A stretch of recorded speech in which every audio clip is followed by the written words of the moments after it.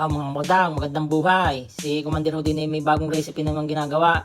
Meron siya din ng minced pork. Tinagyan nyo na ng bawang, sibuyas, at saka spring onion, at saka waring carrots na rin. Lahat yan ni mince.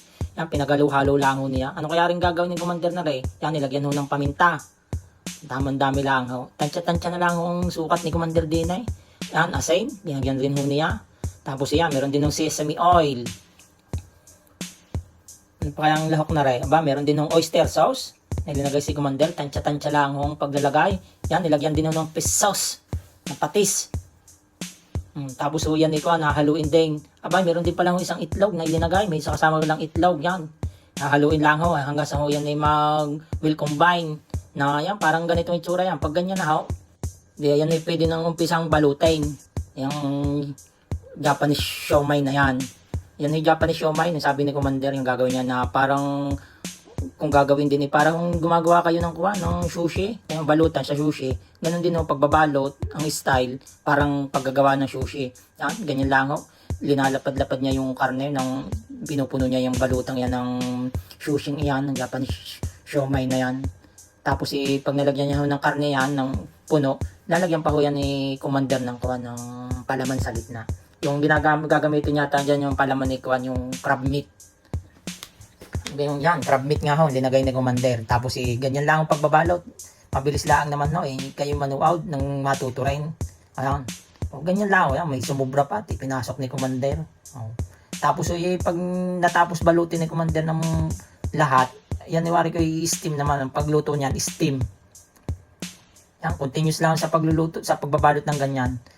Inulit-ulit ho niya yung pagbalot niya ng ganun para mas umigting at sumikip yung gumanda yung pagkabalot. Yan, ganyan lang uli ang procedure. Lalagyan uli niya ng karne, ikakalat niya. Yan, ganyan lang ang kabilis.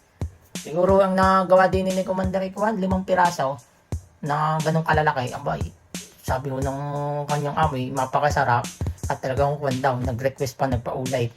At nag-request ulit na ipaggawa daw ulit ng ganyan. Ay nasarapan yata sa ginawa ni Commander na aray. Ayos nga din naman eh.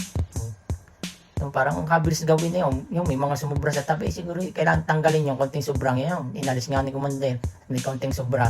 Yan, ganyan na. Ayos na. Yung iwari din naka-5 piraso si Commander di yan. I-steam na ho ni Commander yan. Sa steamang ayan. I-steam lang ho ni Commander ng 20 minuto hanggang 25 minuto. Pwede na ho yung hanguin. Yan, lalagay lang niya dyan.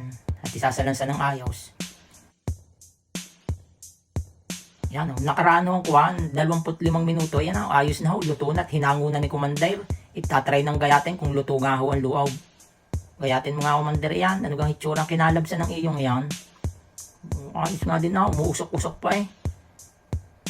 Pero talagang masarap daw rin, sabi ni Commander. Pero hindi ko naman ho natikman eh. Sabi ko, ipaggawa din ako. Yan o, tingnan. Para kung sushi nga lang din. Pero Japanese siomai ng Japan. Yan. O, tingnan naman. Mukhang masarap nga aray. Ay siya, mga kabatang. At tingnan ninyo. Ay, maraming salamat. Kung nagustuhan nyo yung ingredients ni Commander Narishi, pwede nyo namang gayahin ho aray. Maraming salamat sa inyong panonood. Bye-bye mga kabatang.